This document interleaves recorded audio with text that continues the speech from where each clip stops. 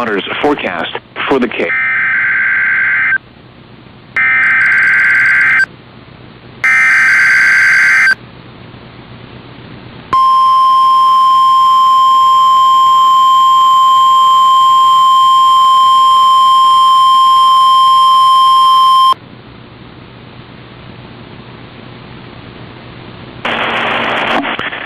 This is NOAA Weather Radio, the 24-hour voice of the National Weather Service. The preceding signal was a test of the public warning and alarm for transmitters in Florida listening area originating from Ruskin, Florida. This was also a test of the same system or specific area message encoder. The same system will alert only the county or counties affected by a particular warning.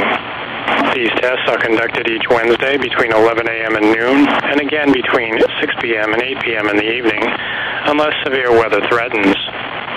This concludes the weekly test. We now return you to regular programming.